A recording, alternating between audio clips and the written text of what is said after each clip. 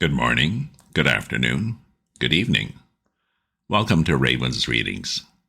I'm reading from The Sign of the Four, written by Arthur Conan Doyle in 1890. This novel features his character Sherlock Holmes, a detective who excels in observation, deduction, logic, and forensics. Assisting Holmes is Dr. John Watson, a former army surgeon. I do readings twice a week. If you subscribe to my Substack newsletter, you'll get notified of my updates as soon as they're ready. If you enjoy this reading or have other classics you'd like to hear, leave me a comment. Last time, Thadeus Sholto brought his group to Pondicherry Lodge, Holmes, Watson, and their client, Miss Morstan. Next they are to meet his brother Benjamin and collect her share of the treasure. Chapter 5. The Tragedy of Pondicherry Lodge. It was nearly 11 o'clock when we reached this final stage of our night's adventures. We had left the damp fog of the great city behind us, and the night was fairly fine. A warm wind blew from the westward, and heavy clouds moved slowly across the sky, with half a moon peeping occasionally through the rifts. It was clear enough to see for some distance, but Thadeus Sholto took down one of the side lamps from the carriage to give us a better light upon our way. Pondicherry Lodge stood in its own grounds and was girt round with a very high stone wall topped with broken glass. A single narrow iron-clamped door formed the only means of entrance. On this our guide, Thaddeus, knocked with a peculiar postman-like rat-tat. "Who's there?" cried a gruff voice from within. "It is I, McMurdo. You surely know my knock by this time." There was a grumbling sound and a clanking and jarring of keys. The door swung heavily back, and a short, deep-chested man stood in the opening, with the yellow light of the lantern shining upon his protruding face and twinkling, distrustful eyes. "That you, Mr. Thaddeus? But who are the others? I had no orders about them from the master." "No, McMurdo? You surprise me. I told my brother last night that I should bring some friends." "He ain't been out of his room today, Mr. Thaddeus, and I have no orders. You know very well that I must stick to regulations. I can let you in, but your friends must stop just where they are." This was an unexpected obstacle. Thadeus Sholto looked about him in a perplexed and helpless manner. "This is too bad of you, McMurdo," he said. "If I guarantee them, that is enough for you. There's a young lady, too. She cannot wait on the public road at this hour." "Very sorry, Mr. Thaddeus," said the porter, inexorably. "Folk may be friends of yours, and yet no friends of the master's. He pays me well to do my duty, and my duty I'll do. I don't know none of your friends." "Oh, yes you do, McMurdo," cried Sherlock Holmes genially. "I don't think you have forgotten me. Don't you remember the amateur who fought 3 rounds with you at Allison's rooms on the night of your benefit 4 years back?" "Not Mr. Sherlock Holmes," roared the prize-fighter. "God's truth, how could I have mistook you? If instead of standing there so quiet you had just stepped up and given me that cross hit of yours under the jar, I'd have known you without a question." "Ah, you're the one that's wasted your gifts, you have. You might have aimed high if you'd joined the fancy." Holmes laughed. "You see, Watson, if all else fails me, I still have one of the scientific professions open to me. Our friend won't keep us out in the cold now, I'm sure." "Oh, in you come, sir, in you come. You and your friends," he answered. "Very sorry, Mr. Thaddeus, but orders are very strict. Had to be certain of your friends before I let them in." Inside, a gravel path wound through desolate grounds to a huge clump of a house, square and prosaic, all plunged in shadows save where a moonbeam struck one corner and glimmered in a garret window. The vast size of the building, with its gloom and its deathly silence, struck a chill to the heart. Even Thadeus Sholto seemed ill at ease, and the lantern quivered and rattled in his hand. "I cannot understand it," he said. "There must be some mistake. I distinctly told Bartholomew that we should be here, and yet there's no light in his window. I do not know what to make of it." "Does he always guard the premises in this way?" asked Holmes. "Yes, he has followed my father's custom. He was the favorite son, you know, and sometimes I think that my father may have told him more than he ever told me. That is Bartholomew's window up there, where the moonshine strikes. It is quite bright, but there's no light from within, I think." None, said Holmes, but I see the glint of a light in that little window beside the door. That's the housekeeper's room. That is where old Mrs. Burnstone sits. She can tell us all about it.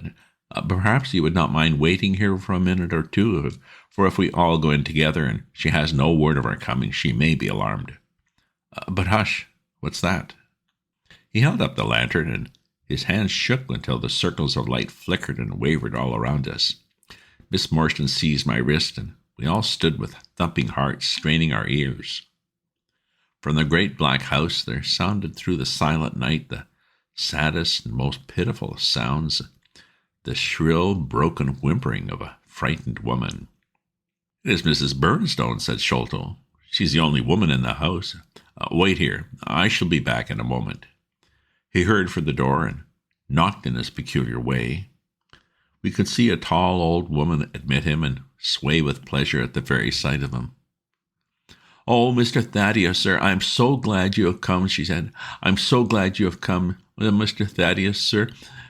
We heard her reiterated rejoicing until the door was closed and her voice died away into a muffled monotone. Our guide had left us the lantern. Holmes swung it slowly round and peered keenly at the house and at the great rubbish heaps which encumbered the grounds. Miss Morstan and I stood together, and her hand was in mine. A wondrous subtle thing is love, for here were we two who had never even seen each other before that day, between whom no word or even look of affection had ever passed, and yet now, in an hour of trouble, our hands instinctively sought to each other. I have marveled at it since, but at the time it seemed the most natural thing that I should go out to her so, and as she has often told me, there was in her also the instinct to turn to me for comfort and protection. So we stood hand in hand like two children, and there was peace in our hearts for all the dark things that surrounded us. "What a strange place," she said, looking round. I smiled. "It looks as though all the moles in England have been loose in it. I have seen something of the sort on the side of a hill near Ballarat, where the prospectors have been at work." "And from the same cause," said Holmes. "These are the traces of treasure seekers. You must remember that they were 6 years looking for it. No wonder that the grounds look like a gravel pit." At that moment, the door of the house burst open, and Thadeus Sholto came running out with his hands thrown forward and terror in his eyes. "There is something amiss with Bartholomew," he cried. "I'm frightened. My nerves cannot stand it." He was indeed half blubbering with fear, and his twitching, feeble face, peeping out from the great astrakhan collar, had the helpless, appealing expression of a terrified child. "Come into the house," said Holmes in his firm, crisp way. "Oh, yes, do," pleaded Thadeus Sholto. "I really do not feel equal to giving directions."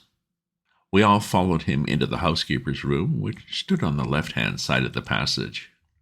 The old woman was pacing up and down with a scared look and restless picking fingers, but the sight of Miss Morstan appeared to have a soothing effect upon her. "God bless your sweet, calm face," she cried with a hysterical sob. It does me good to see you. Oh, but I've been sorely tried this day." Our companion patted her thin, work-worn hand and murmured some few words of kindly womanly comfort which brought the color back into the other woman's bloodless cheeks. "Master has locked himself in and will not answer me," she explained.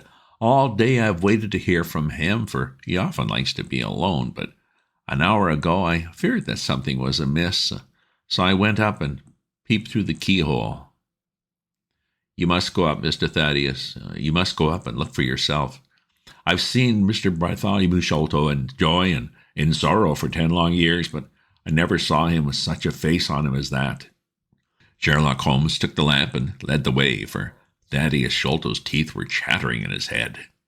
So shaken was he that I had to pass my hand under his arm as we went up the stairs, for his knees were trembling under him. Twice, as we ascended, Holmes whipped his lens out of his pocket and carefully examined marks which appeared to me to be mere shapeless smudges of dust upon the coconut matting which served as a stair carpet. He walked slowly from step to step, holding the lamp and shooting keen glances to right and left. Miss Morstan had remained behind with the frightened housekeeper. The third flight of stairs ended in a straight passage of some length, with a great picture in Indian tapestry upon the right of it, and 3 doors upon the left. Holmes advanced along it in the same slow and methodical way, while we kept close at his heels, their long black shadows streaming backwards down the corridor. The third door was that which we were seeking. Holmes knocked without receiving any answer, and then tried to turn the handle and force it open. It was locked from the inside, however, and by a broad and powerful bolt, as we could see when we set our lamp up against it. The key being turned, however, the hole was not entirely closed. Sherlock Holmes bent down to it and instantly rose again with a sharp intaking of the breath. "There's something devilish in this, Watson," said he, more moved than I had ever seen him before. "What do you make of it?" I stooped to the hole and recoiled in horror. Moonlight was streaming into the room, and it was bright with a vague and shifty radiance.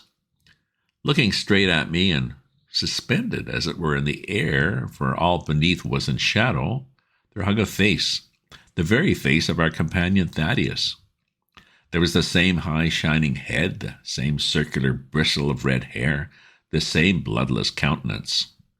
The features were set, however, in a horrible smile and a fixed and unnatural grin, which in that still and moonlit room was more jarring to the nerves than any scowl or contortion. So like was the face to that of our little friend that I looked round at him to make sure he was indeed with us. Then I recalled to mind that he had mentioned to us that his brother and he were twins. "This is terrible," I said to Holmes. "What is to be done?" "Well, the door must come down," he answered. Springing against it, he put all his weight upon the lock. It creaked and groaned, but did not yield. Together we flung ourselves upon it once more, and this time it gave way with a sudden snap, and we found ourselves within Bartholomew Sholto's chamber. It appeared to have been fitted up as a chemical laboratory. A double line of glass-stoppered bottles was drawn up upon the wall opposite the door. The table was littered over with Bunsen burners, test tubes, and retorts. In the corners stood carboys of acid and wicker baskets. One of these appeared to leak or to have been broken, for a stream of dark-colored liquid had trickled out from it, and the air was heavy with a peculiarly pungent tar-like odor. A set of steps stood at one side of the room, and in the midst of a litter of lath and platter, and above them there was an opening in the ceiling large enough for a man to pass through. At the foot of the steps, a long coil of rope was thrown carelessly together. By the table, in a wooden armchair, the master of the house was seated all in a heap, with his head sunk upon his left shoulder, and that ghastly, inscrutable smile upon his face. He was stiff and cold, and had clearly been dead for many hours. It seemed to me that not only his features, but all his limbs were twisted and turned in the most fantastic fashion. By his hand upon the table there lay a peculiar instrument, a brown, close-grained stick with a stone head like a hammer, rudely lashed on with coarse twine. Beside it was a torn sheet of notepaper with some words scrawled upon it. Holmes glanced at it and then handed it to me. "You see," he said, with a significant raising of the eyebrows. In the light of the lantern I read, with a thrill of horror, "The sign of the four." "In God's name, what does it all mean?" I asked. "It means murder," said he, stooping over the dead man. "Ah, I expected it. Look here." He pointed to what looked like a long, dark thorn stuck in the skin just above the ear. "It looks like a thorn," said I. "It is a thorn," he said. "You may pick it out, but be careful, for it is poisoned." I took it up between my finger and thumb. It came away from the skin so readily that hardly any mark was left behind. One tiny speck of blood showed where the puncture had been. "This is all an insoluble mystery to me," I said. "It grows darker rather than clearer." "On the contrary," he answered, "it clears every instant. I only require a few missing links to have an entirely connected case." We had almost forgotten our companion's presence since we entered the chamber. He was still standing in the doorway, the very picture of terror, wringing his hands and moaning to himself, and Suddenly, however, he broke out into a sharp, querulous cry. "The treasure is gone," he said. "They have robbed him of the treasure. There's the hole through which we lowered it. I helped him do it. I was the last person who saw him. I left him here last night, and I heard him lock the doors. I came downstairs." "What time was that?" I asked. "It was 10 o'clock, he said, and now he's dead, and the police will be called in, and I shall be suspected of having had a hand in it. Oh, yes, I'm sure I shall. But you don't think, gentlemen, surely you don't think that it was I? Is it likely that I would have brought you here if it was I? Oh, dear, oh, dear. I know I shall go mad." He jerked his arms and stamped his feet in a kind of convulsive frenzy. "You have no reason for fear, Mr. Sholto," said Holmes, kindly putting his hand upon his shoulder. "Take my advice and drive down to the station to report this matter to the police. Offer to assist them in every way. We shall wait here until you return." The little man obeyed in a half-stupefied fashion, and we heard him stumbling down the stairs in the dark. End of chapter. Well, a missing treasure, a body, and a locked room. Next chapter is Sherlock Holmes gives a demonstration where the detective will try to solve this mystery. If you subscribe to my newsletter, you'll get notified of my updates as soon as they're ready. If you enjoy this reading or have other classics you'd like to hear, leave me a comment.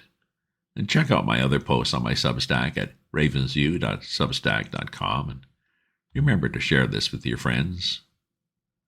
Ta-ta for now.